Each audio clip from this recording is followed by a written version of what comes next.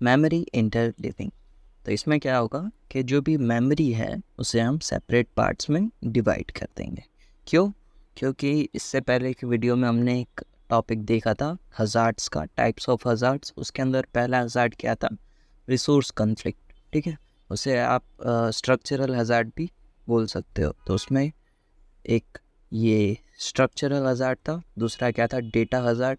Okay, third क्या था? Branch hazard. Branch hazard को आप कंट्रोल हज़ार्ड भी बोल सकते हो। जो फर्स्ट हज़ार्ड था ना, रिसोर्स कन्फ्लिक्ट या फिर स्ट्रक्चरल हज़ार्ड, उसमें क्या होता था? दो सेगमेंट्स मेमोरी को सेम टाइम पर एक्सेस कर रहे थे, जिसकी वजह से यहाँ पे रिसोर्स कन्फ्लिक्ट हो रहा था। तो इसका सॉल्यूशन क्या था? हमें सेपरेट इंस्ट्रक्शन और सेपरेट डेटा मेमोरीज का यूज़ करना पड़ेगा। तो अब सेम मेमोरी इंटरलीविंग भी इसी स्ट्रक्चर को फॉलो करता है।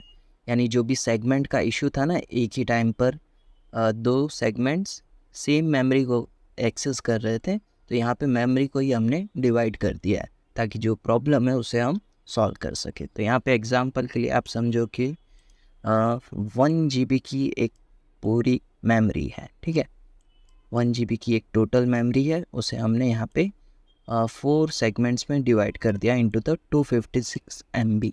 ओके, 256 MB को आप 4 से मल्टीप्लाई करोगे तो फिर 1 GB जो है वापस मिल जाएगा। ठीक है, तो यहाँ पे हमने 4 मेमोरी मॉड्यूल्स जो है वो क्रिएट कर दिए हैं। और यहाँ पर एक मेमोरी एरे है जहाँ पर डेटा जो है वो स्टोर होगा। ओके, और ये मेमोरी एरे के साथ दो रजिस्टर है, एक है एड्रेस रजिस्टर और दूसरा है डेटा रजिस्टर। सेम हर एक के साथ ये एड्रेस रजिस्टर और डेटा रजिस्टर जो है वो कनेक्टेड है।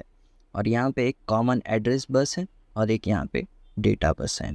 ठीक है, अब यहाँ पर से जो भी एड्रेस आएगा वो किसके थ्रू आएगा? एड्रेस बस के थ्रू। और यहाँ पर से आगे जो भी हमें मेमोरी मॉड्यूल कौन सा सिलेक्ट करना है वो कैसे पता चलेगा? एड्रेस के लास्ट के बीट्स के अकॉर्डिंग। ठीक है, अगर एड्रेस के लास्ट के बीट अगर 0 है तब हमें फर्स्ट मेमोरी मॉड्यूल के अंदर डेटा स्टोर करना है। और अगर लास्ट के एड्रेस की जो भी लास्ट के 2 बीट है वो अगर 01 है तब हमें सेकेंड मॉड्यूल के अंदर डेटा स्टोर करना है। और अगर 10 है तब हमें ये वाले मॉड्यूल के अंदर स्टोर करना है। और 11 है तब हमें लास्ट वाले मॉड्यूल के अंदर डेटा जो है वो स्टोर करना है। ओके, एड्रेस रजिस्टर क्या करता है?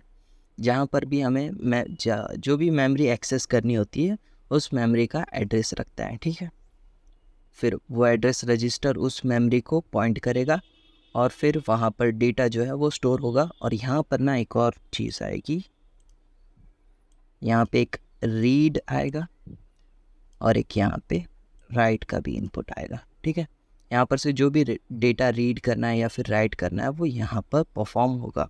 और डेटा रजिस्टर जो है उस डेटा को रीड करेगा या फिर राइट करेगा। और जो भी डेटा है वो डेटा बस के थ्रू जो भी यहाँ पे डिवाइसेस कनेक्टेड है उन्हें प्रोवाइड कर दिया जाएगा। ठीक है, तो ये होता है मेमोरी इंटरलीविंग।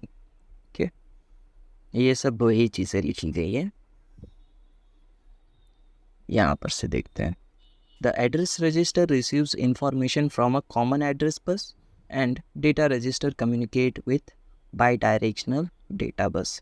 तो एड्रेस रजिस्टर क्या करता है? जो भी कॉमन एड्रेस बस के इंफॉर्मेशन है उन्हें रिसीव करता है। और डेटा रजिस्टर क्या करता है? डेटा बस के साथ कम्युनिकेट करता है। okay?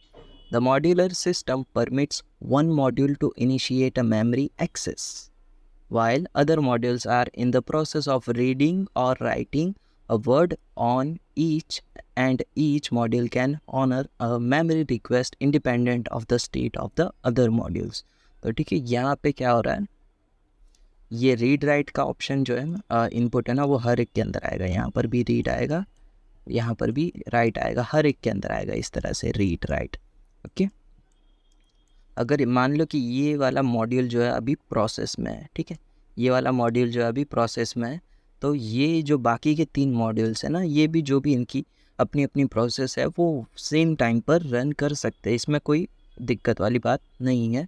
अगर ये वाली प्रोसेस रन हो रही है इस मॉड्यूल की, तो फिर ये वाले मॉड्यूल की भी प्रोसेस सेम टाइम पर जो है रन हो सकती है। क्यों? क्योंकि ये दोनों आपस में इंडिपेंडेंट है, डिपेंडेंट नहीं है। ठीक है, इसके लिए ये सेम टाइम पर मल्टीपल प्रोसेस जो है वो रन हो सकती है। The advantage of a modular memory is that it allows the use of technique of called interleaving. In an interleaved memory, different sets of address are assigned to different memory modules. ठीक है, ये वही point है जहाँ पर मैंने ये कहा था ना, 0 पर ये वाला मेमोरी मॉड्यूल सिलेक्ट होगा, 0 1 पे ये वाला मेमोरी मॉड्यूल सिलेक्ट होगा, 1 0 पे ये वाला, और 1 1 पे ये वाला मेमोरी मॉड्यूल जो है वो सिलेक्ट होगा. ओके, ये था हमारा मेमोरी इंटरलेविंग. ओके, तो यहाँ तक रखते हैं.